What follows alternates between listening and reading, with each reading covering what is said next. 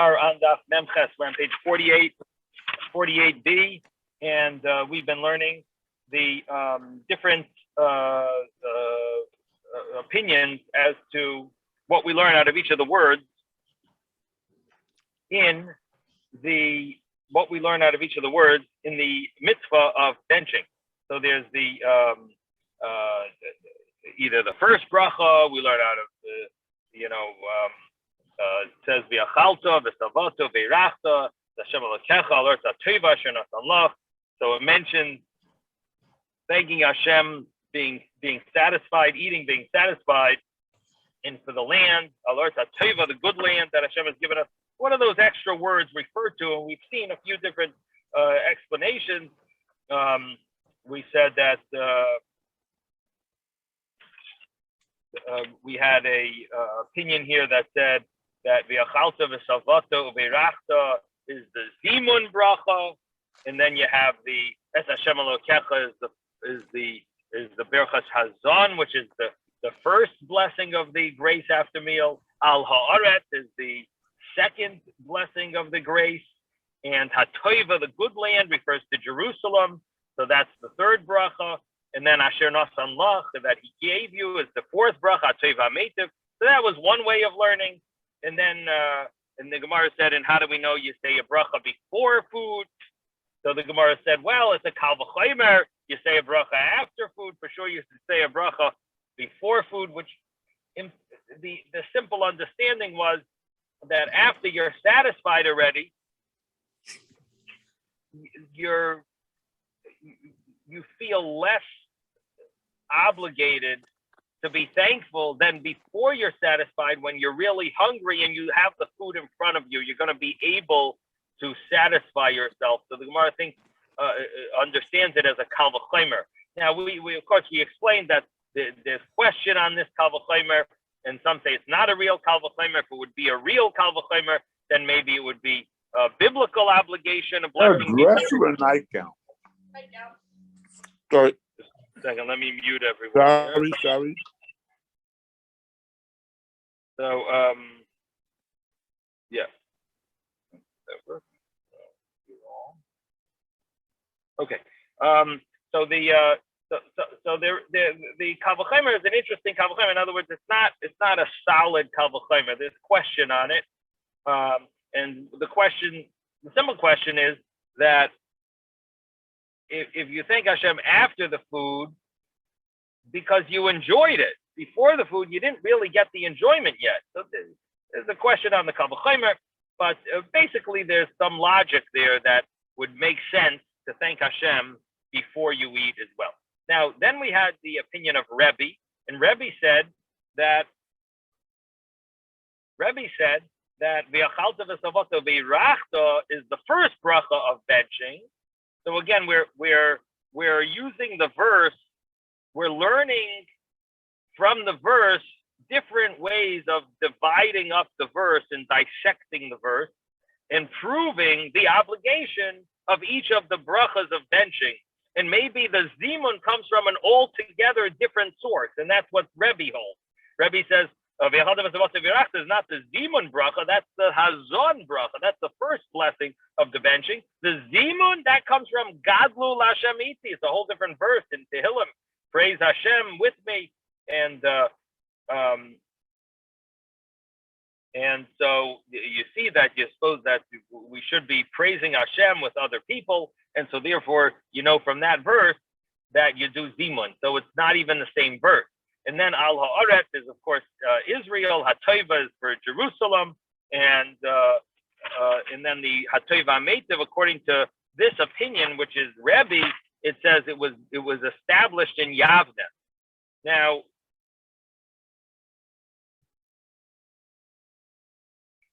the Gemara then says, how about the bracha before food?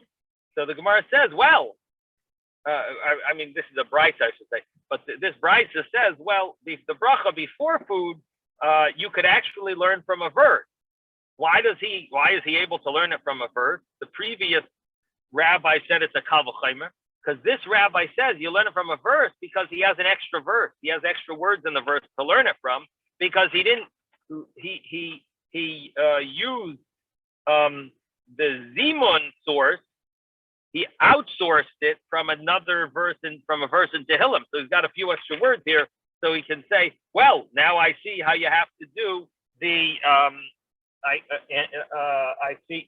see that you can learn the bracha before food from Asher Natan Lach." He also outsourced Hateva Meitiv. He said it's rabbinic, so he's got a few extra words here in the verse to be able to learn that bracha before food. So seemingly, he's saying that the bracha before eating would be biblical. Now, Rabbi Yitzchok says that there's another way of reading it, and this also we learned yesterday about. It says "Ubeiraches lachmocha," but he says read it "Uboreches lachmocha." You should bless, meaning there's an obligation to bless before you eat. It's called lechem only before you eat. It's called bread. After you eat it, it's not really called bread anymore. It's a little it's digested. It's chewed up. It's not called bread.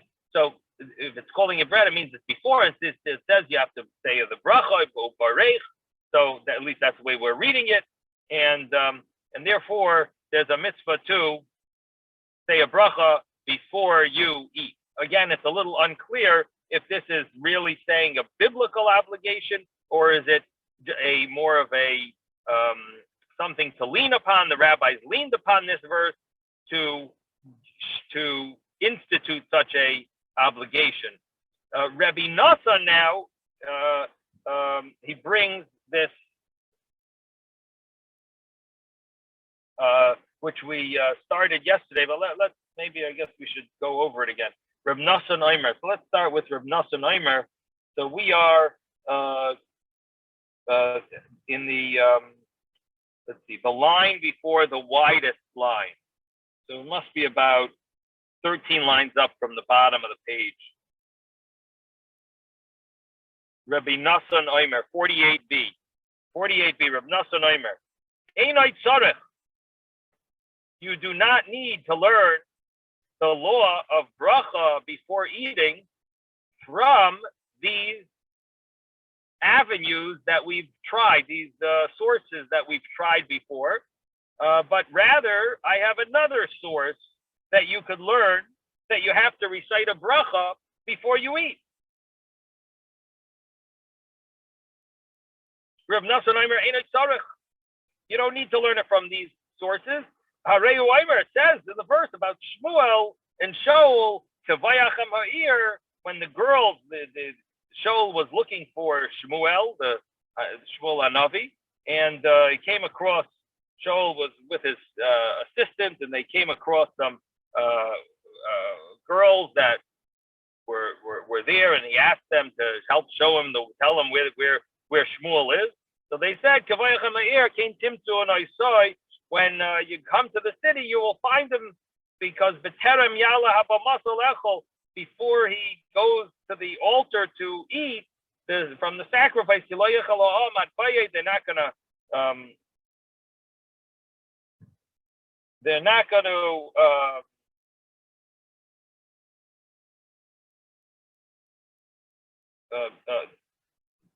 going to eat until he comes. He's going to recite the bracha for the sacrifice. Afterwards, the other people will eat. Those that were invited will eat.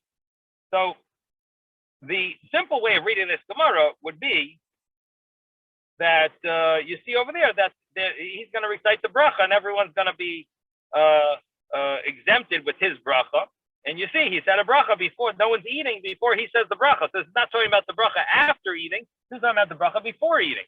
Now, this sounds a very nice source. The only problem is that Rashi says, and knocks us totally off track over here, because Rashi says that the bracha we're talking about is the bracha of the mitzvah of eating a korban. It's not the bracha on food.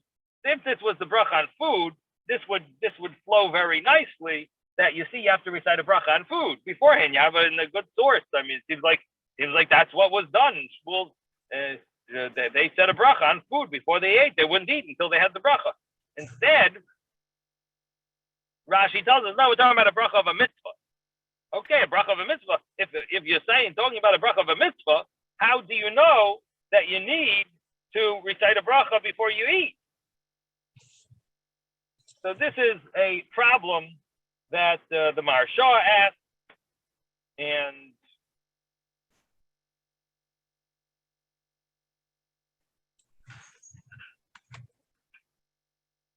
it's interesting because the Mechilta says, the Mechilta is a medrash. The medrash says on this verse, from here you have a source that you're supposed to recite a bracha before you eat.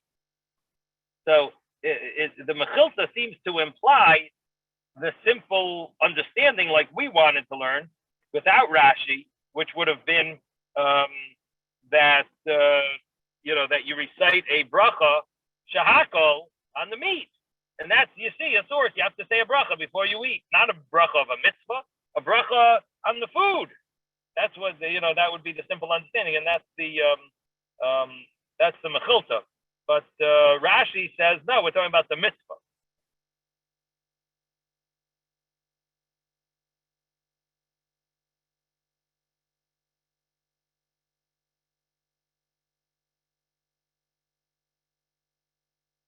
So one of the answers that's given is somehow in the verse, it's hinted to. It doesn't say that ki hu yavarech, but it says hu yavarech hazeva. He's going to recite the bracha for the sacrifice, implying that the other people will recite the bracha for the food. So the way they're understanding it is, it could have just said he's going to say the bracha. It says he's going to do the bracha for the sacrifice. That is the implication, that there is a bracha also on the food, just he's not reciting it because the balabayas recites the food, the bracha on the food, the balabayas is the host. So that's one way of answering this Rashi, that Rashi says that the simple meaning of the verse is he's reciting the bracha of the sacrifice, which is but that means that others are reciting a different bracha. Otherwise, it would have just said he's reciting the bracha. It says he's reciting the bracha of the sacrifice. That implies like someone else is reciting a different bracha, maybe of the food, and that would be like the balabayas, that would be the host, and ultimately what would come out is that there is a bracha that you recite on food. So that's how you could. Yes. I wanted to say this yesterday and didn't. We have at the Seder, motzi matzah. You make one bracha hamotzi lechem min haaretz, and then you have a bracha al achilas matzah. So you probably had something similar with the zebach. Right. Hold on 1 second over here. You make a left on the next block. No, just kidding.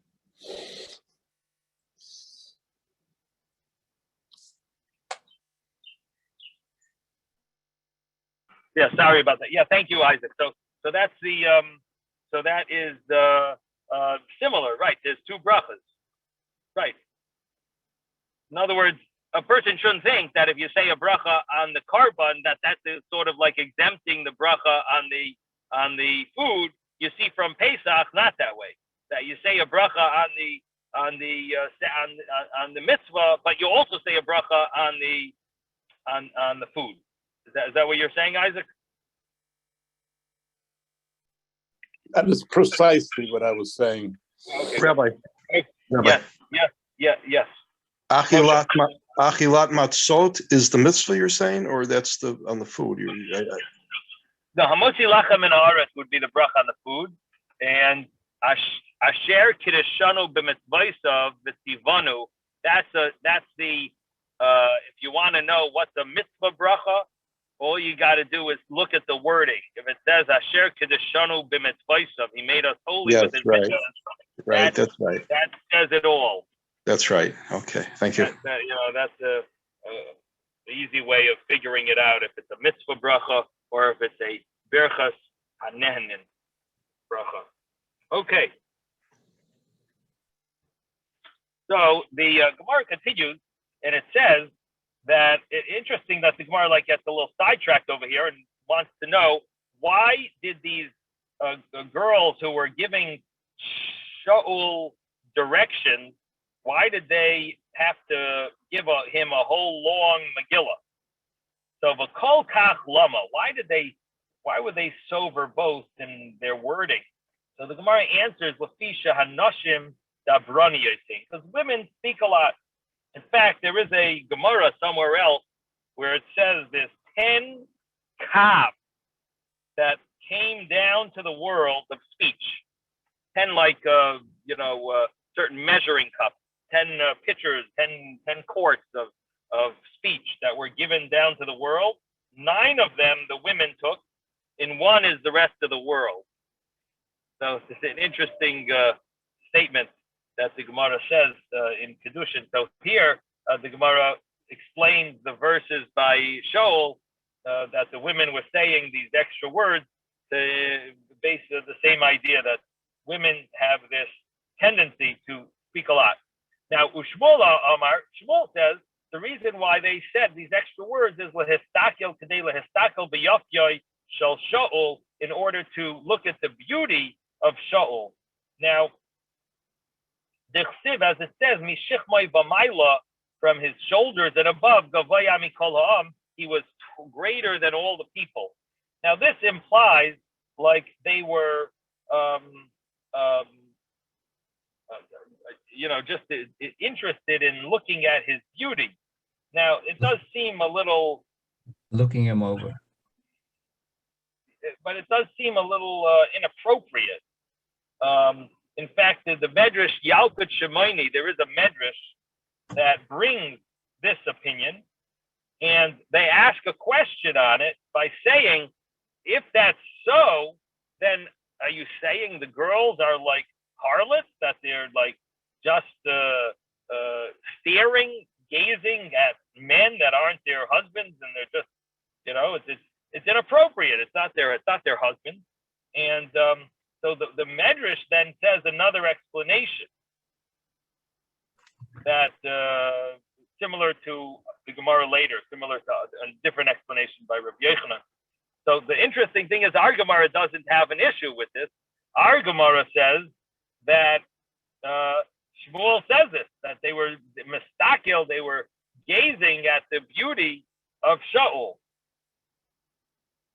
And so the simple understanding is that they weren't gazing at the beauty, they were surprised at his height. And that's one way of explaining the difference between our Gemara and that Medrash. The Medrash was emphasizing the beauty, but our Gemara is talking not about his physical beauty, more about the height of him. Even though the word, it does say Yafyai shel Shaul, but does it mean his form, his physical form, or does it mean his part of the beauty is the fact that he was so tall? They were just like, when you see someone who's like 7 feet tall, you like look at them. Rebbe? So that might be Rebbe? the explanation. This phrase from the Gemara survived to our common language also. When we say somebody is head and shoulders above everybody else, that's exactly the phraseology you just quoted from the Gemara. What does that term mean when you say that? When you say somebody's head and shoulders is above everybody, he's significantly greater, better, in whatever way you're talking about it.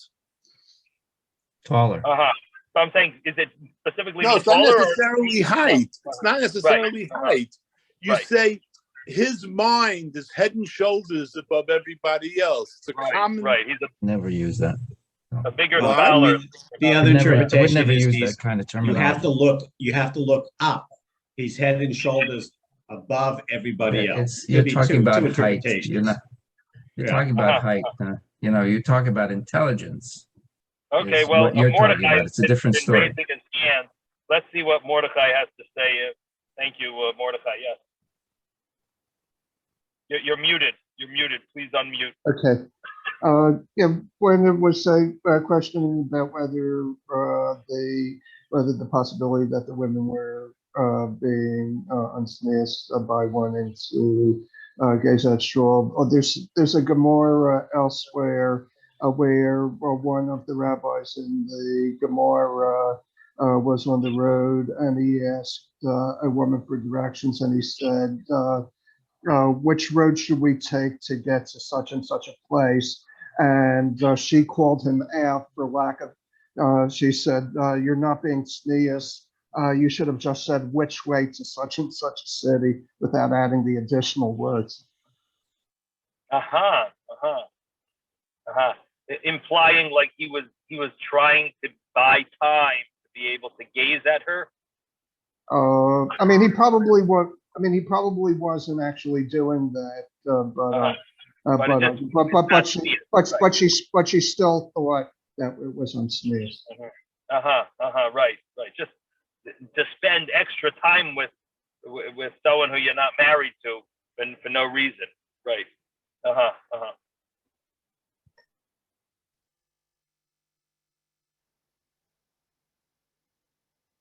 Okay. So the bottom line is that our Gemara says in the Shmuel, it brings from Shmuel that that these women were looking at the beauty of Shoal. Now, what is interesting, and I guess this would be something to look into.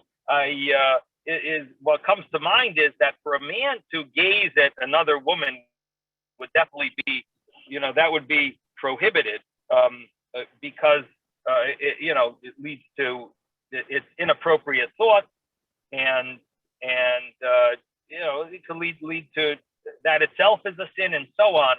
But what's interesting here, based on now our Gemara doesn't show this, but from that medrash, from that Yalkut Shemaini medrash, where it brings this question that you're making the women into harlots just because they are gazing at a man.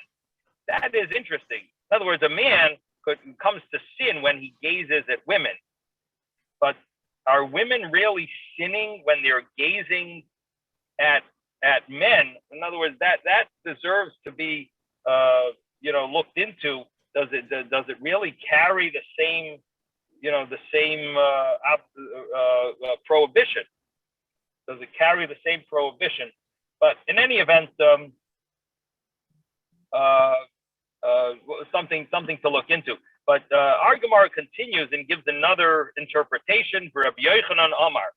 So Rabbi Yochanan says, "Lefi she'ein malchus nagas b'chaverta," that the kingdom, the kingship of one should not touch upon the other. Afilu kamole nima, even the measure of a hair.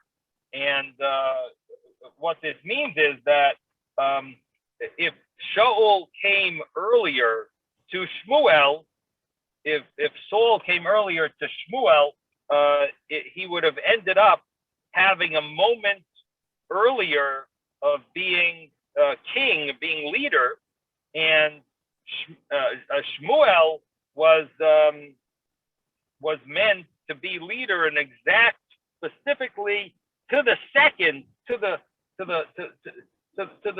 specific second, how long he was supposed to be the leader, and therefore these Hashem arranged that these girls would speak a little longer so that Shmuel would have his allotted time for himself to be leader.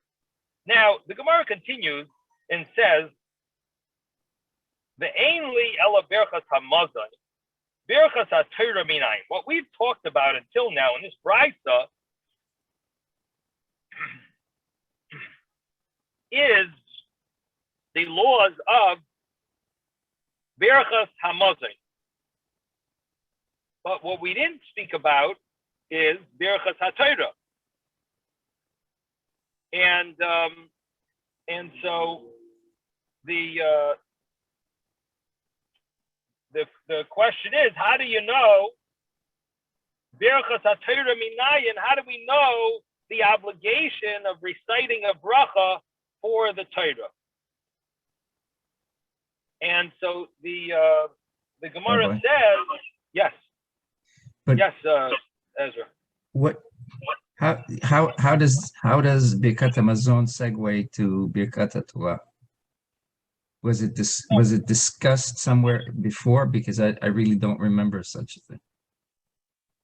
So, I mean, we in the Gemara Brochos, we did have it many pages back. We did discuss Berachas Torah, but what it seems like is the Brisa is taking advantage of the fact that it is discussing that it is just.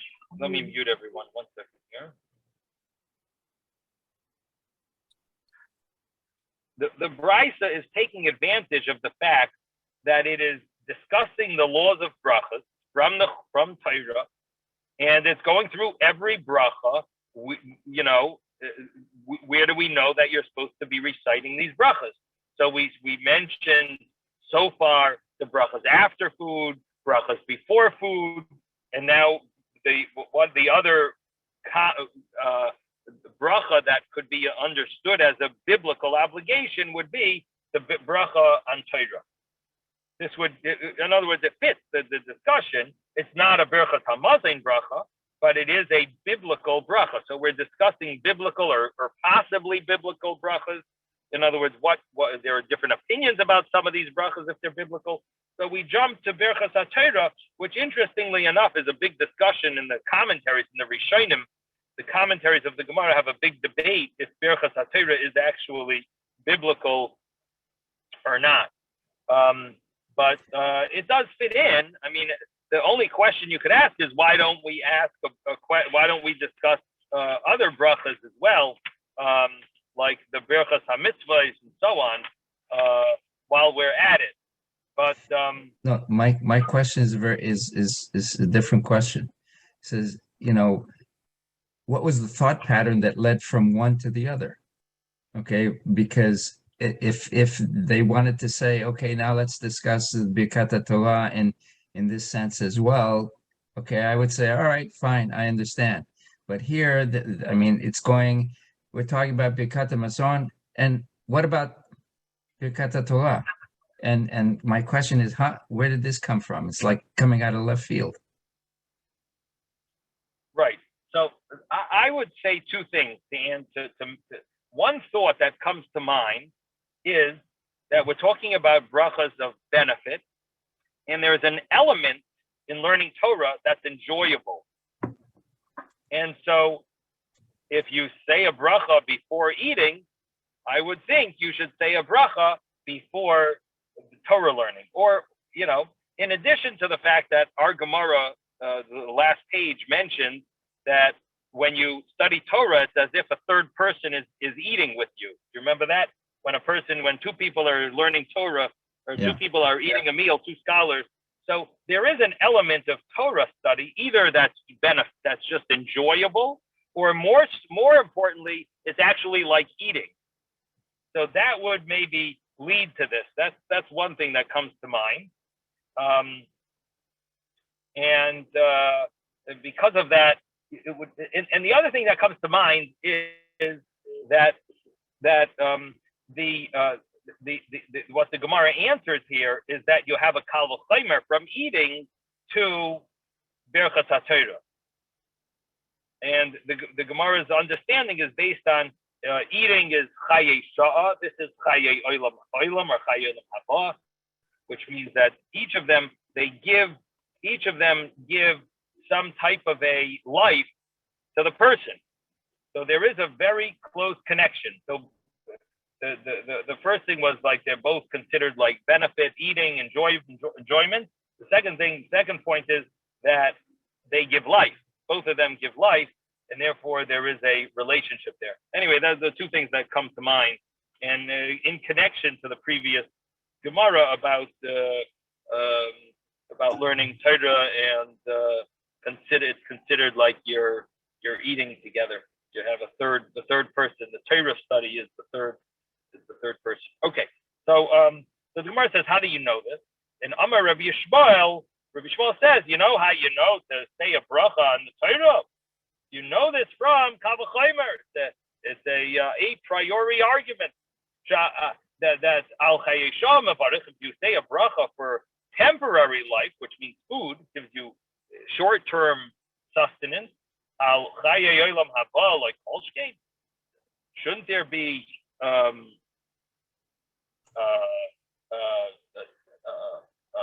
bracha for long-term life? Chayeyolam haba.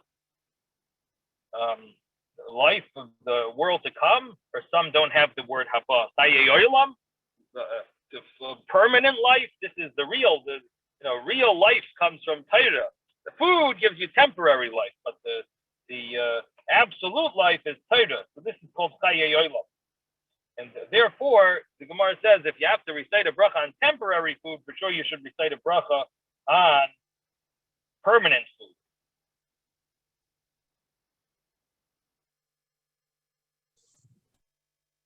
Okay. If you just do another way of translating it would be on physical food you have to say a bracha. For sure, for spiritual food you have to say a bracha, or spiritual life. I'm sorry. For physical life you have to say a bracha. For sure, for spiritual life, for sure you have to say a bracha.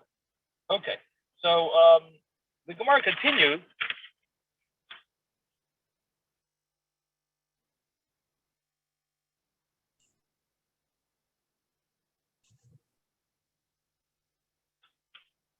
Rabbi Chia bar Nachmani, Rabbi Chia bar Nachmani, the Talmud shel Rabbi Yishmael, Aimer Mishum Rabbi Yishmael. A student of Rabbi Yishmael said in the name of his Rebbe, Rabbi Yishmael. Well, what did he say? You don't have to learn from a Kabbalah. It says, it says for the for the good land that he gave you. And later on it says, it says over there also the term giving. So you could learn one from the other. That's the same way there's an obligation of when it says that Hashem gave us the land, and you have to say a bracha for food. So the same thing when Hashem gave us the luchos, the Torah, the mitzvah, that there's a chi of bracha. There's an obligation to recite a bracha also for this gift. In other words, it's a gift that Hashem gave us. For gifts, this gift Hashem gave us, you have to say a bracha. That gift Hashem gave us, you have to say a bracha. So that would be another source for reciting a bracha for the study of Torah.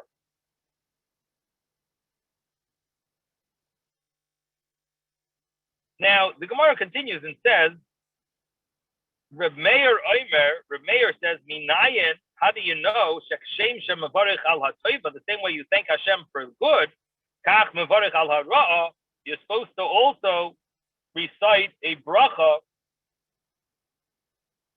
for negative things. You have to thank Hashem for negative things that happen. And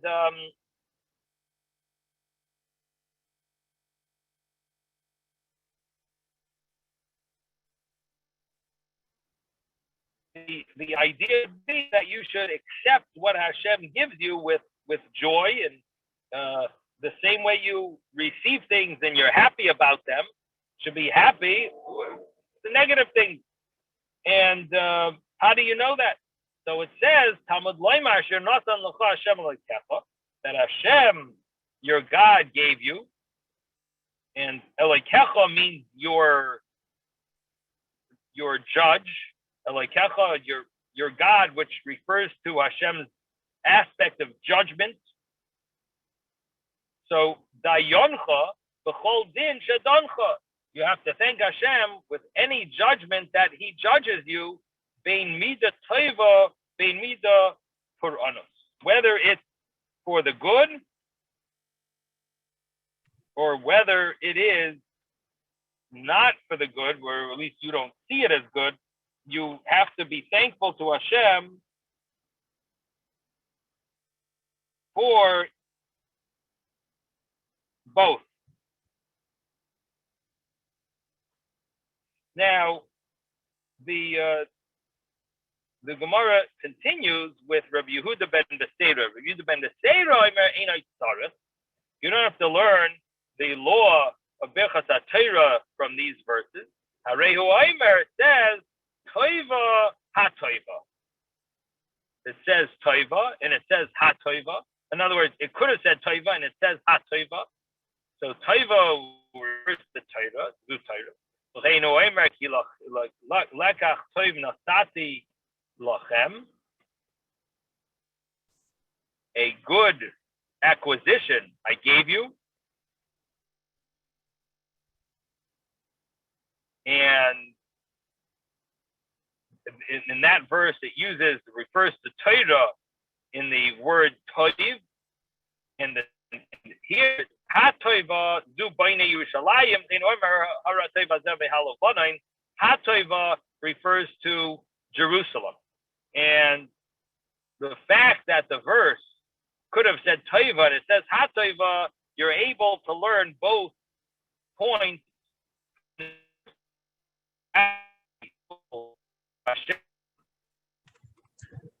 But you're breaking up on us. Oh, let me see if I face the. Can you hear me now clearly?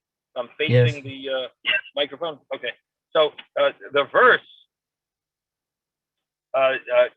implies, because it has that extra letter hey, hatoiva, to tell us that not only do you have to thank Hashem for the food, but you have to, or for you actually hatoiva. Excuse me. Not only do you have to thank Hashem for Yerushalayim, but you also have to thank Hashem for Torah. Is the understanding here. Now, what's interesting is that these ideas, these sources of reciting a bracha on the Torah, and somehow it seems to be somehow connected to food. We're now going to see in the Gemara they're going to say that you actually have to mention Torah in the benching as well.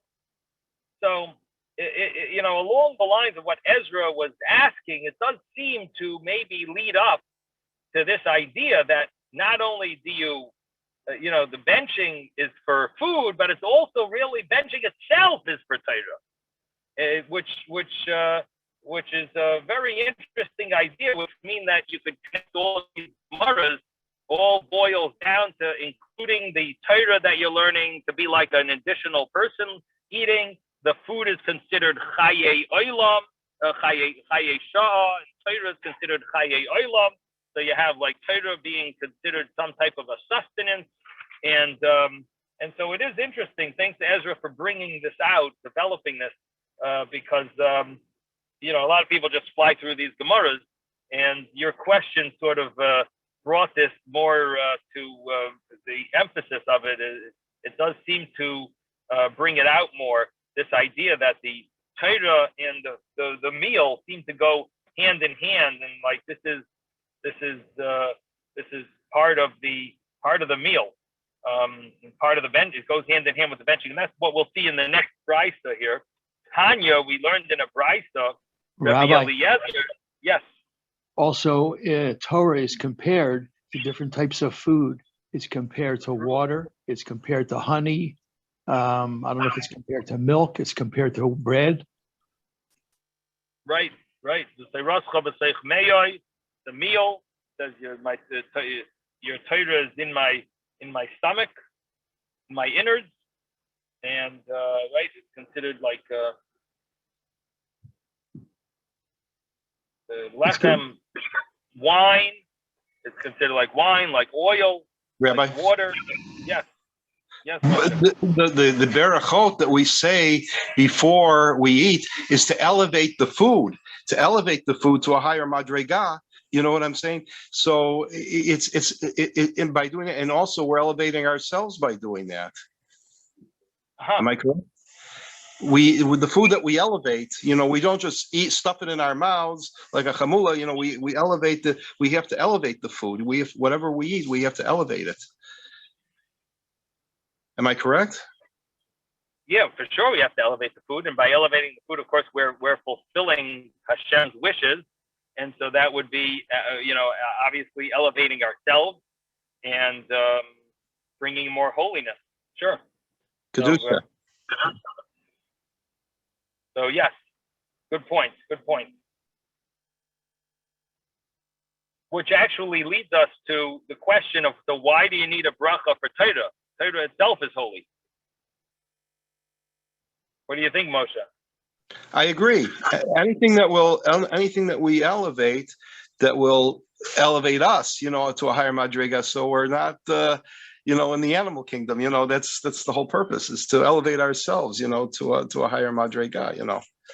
So why do we need a bracha for neshama, to strengthen to elevate our neshama, to make us stronger, but it's also to elevate the Torah too, as we prepare for it, that's what I would assume. So my thought of the bracha on Torah is the way I always understood the bracha on Torah is, well, the truth is there's a Gemara about this. The Gemara does say that why was Israel destroyed? The first person. Al she'azvu es teirasi.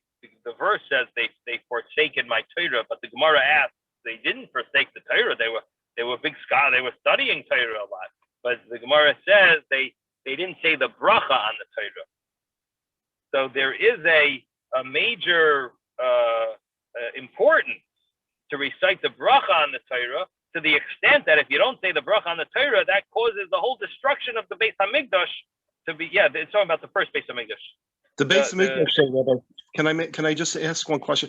The Beis Hamikdash is really the pinnacle between this world and a higher world, that we're, Shemayim, or Olam Haba, so by elevating the Torah, we're trying to keep ourselves not just in this world, but in Shemayim too. We're supposed to be like an intermediary between this world and Shemayim. That's the whole purpose. Am I correct? I mean, isn't that the case? Well, you're talking on spiritual levels. You're a holy man. I'm not really in your league, I have to say. No, this is like Kabbalistic stuff that you're touching that's what the Beis Hamikdash was about. To act as an intermediary between. Yeah, I thought maybe the Beis Hamikdash was the intermediary between this world and Shemayim, that's what I thought, and therefore the Torah has to be elevated on that same level. Whatever we do connected with the Beis Hamikdash, the Torah, we have to elevate ourselves. We have to elevate that to that same madrega. Right. Sounds very interesting. Anyway, on a simple level, the Gemara says that they didn't say the bracha on the Torah. The common understanding over there, at least the commentaries mention, that it has to do with the fact that they studied Torah for their own personal enjoyment instead of connecting to Hashem and studying it and thinking of it as Hashem's Torah.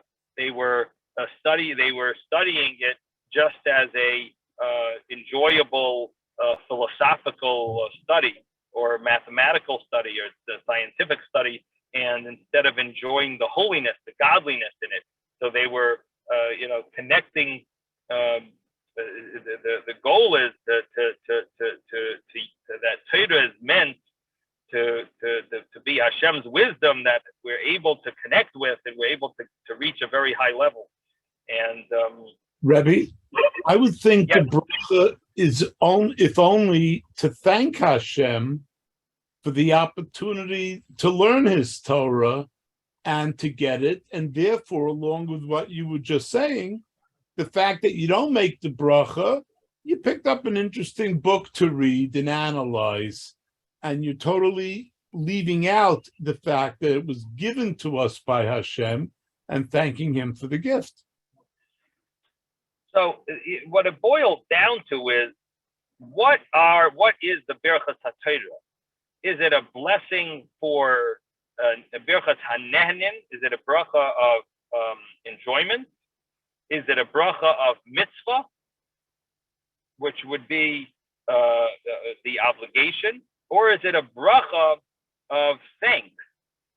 And one of the later rabbinic authorities in Israel of today, I forget which one, but one of them had an interesting verse. He said that you see there's three brachas of Berachas HaTorah.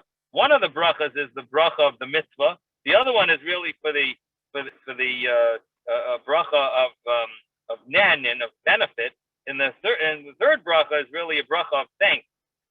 So like Asher Kedeshanu b'mitzvaysav is of course lasik b'divrei Torah or al divrei Torah. That bracha would be the bracha of the mitzvah bracha. And then you have the next bracha, Bahar Revna, would be more like a pleasantness. Hashem should give us the pleasantness. Bahar Revna, Hashem will give us divrei Torah, v'nei v'yalcha v'yisol, v'nei anachnu v'tzetzei, v'tzetzei kolam v'yisol, kolonu yodei shemecha. So that would that pleasantness. Let me think for a second. Then you have the Asher Bachar Banu Mikol Ho'amim. That would be a thanks, right? The Asher Bachar Banu would be like a thanks, and Vaharevna would be a nen, and a blessing of benefit, of thanking Hashem for the benefit, and praise would be Asher Bachar Banu Mikol Ho'amim. Anyway, very interesting. What about the fourth one? There's a fourth one.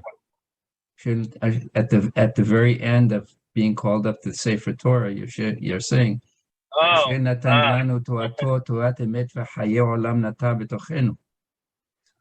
what is that right. one? That's an aliyah. That's not learning Torah. It's not the Berachas HaTorah, but that's a good question. I mean, Asher Bachar Banu and Asher Nasan Lanu. I think it would fall into the same category as Asher Bachar Banu. Okay, now, I will tell you something interesting. Translated for those that don't.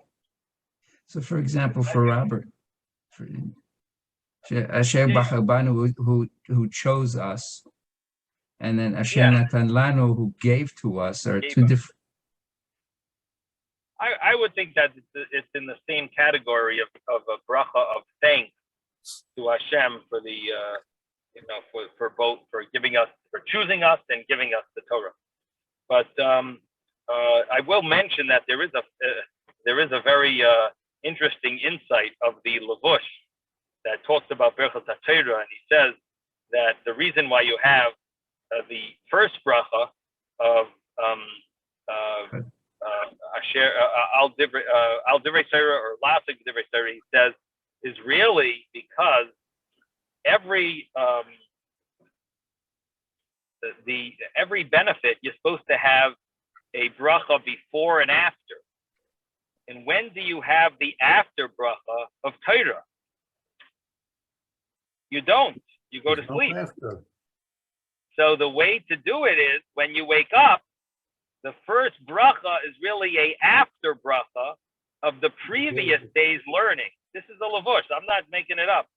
This is a very interesting insight, very, very innovative. And that's what he says, that the first bracha is really an after bracha of the previous day's learning. Okay. Anyway, bottom line is we have these. We have the Gemara here trying to bring sources for Berachas HaTorah. I will mention to you that there is a big question on this Gemara, and that is that a while back, somewhere in the 20s, in the maybe page 21, we had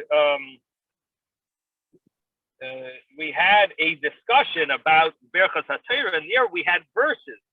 One verse was Kishem Hashem Ekra. We had a source that how do you know you have to say a bracha? And we had a source over there that when you call out Hashem's name, let's give praise to Hashem. So what we need to do is figure out what is our Gemara either adding to that. Is it giving alternative sources, or is it a different? Is there something else that our brises are talking about? But on a very simple level, it seems like it's just an argument of where we have the source. But it is interesting that it doesn't bring that seemingly was the the sugya. That was the real discussion of Brochos HaTorah. Here it seems like it's just bringing it as part of the laws of benching. But in any event, it deserves to be looked into how to reconcile or fit these two Gemaras together. But let's continue with the next piece of Gemara. Tanya Rabbi Eliezer Aimer. We learned in a Brisa. Rabbi Eliezer says, "Kol shaloi amar eretz chemda tova rechava." Whoever does not say in their benching, eretz chemda tova, a land that's chemda, like nechmad, cherished land. Correct me if you have a better English translation. For now. Vocabulary. What was that, Robert? Nothing. Sorry about that.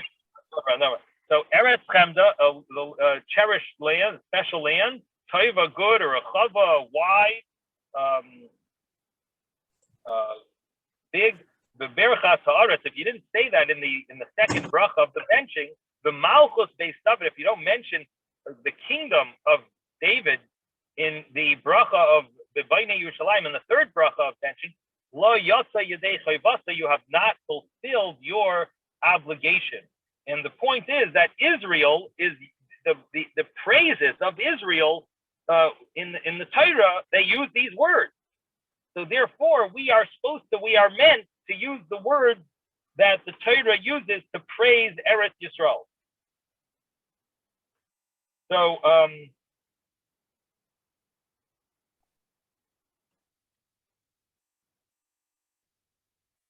now the next opinion, Nachum Hazakin Omer, Tzarech Sheyizkar Babris, you have to emphasize the concept of the bris milah in the benching as well, that the land of Eretz Yisrael was given to Abraham through his bris milah. V'nasati lecha, it says, I will give you to your children Eretz Megurecha, and it's part of the verses that talk about the mitzvah of bris. And Rashi brings this. Rashi says in Berachos Haaretz, through the bris, Eretz Yisrael was given to Abraham. So it's emphasized there. And interestingly enough, there is a medrash that says that Hashem told Abraham that, what do you think? You're gonna enter the land of Israel uncircumcised? Arelim? Ma'atem Svurin, what do you think? You're going to enter the Eretz Arelim? So he says, I'm going to give you the land on the condition that you keep my treaty. So the idea here is that Eretz Yisrael, mentioning Eretz Yisrael in the benching, it obligates you to also mention the bris milah and the circumcision. And Rabbi Yossi, Torah, that in the benching you have to mention Torah. And we mention both of these things because we say al brischa shechasamta bibsarenu v'al teirascha shalim adatana. We mentioned both of these when we talk about Eretz Yisrael in the second bracha. We mention bris and we mention Torah. Now, what is the connection of Torah?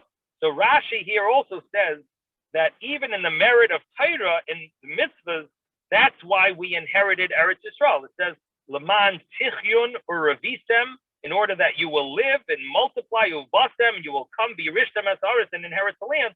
So the idea of Torah is interconnected to the idea of Eretz Yisrael. So there's Torah, there's bris, both of these are interconnected to Eretz Yisrael, and therefore you have to mention both of them when you bench. Now, hopefully this will enhance our benching. Although a lot of people love to rush through benching, now we're going to actually start understanding the different wording in the benching, why we mention these things, because they're all connected to the land. And now we see also why the three different brachas and then the fourth bracha, each bracha has its own entity and purpose.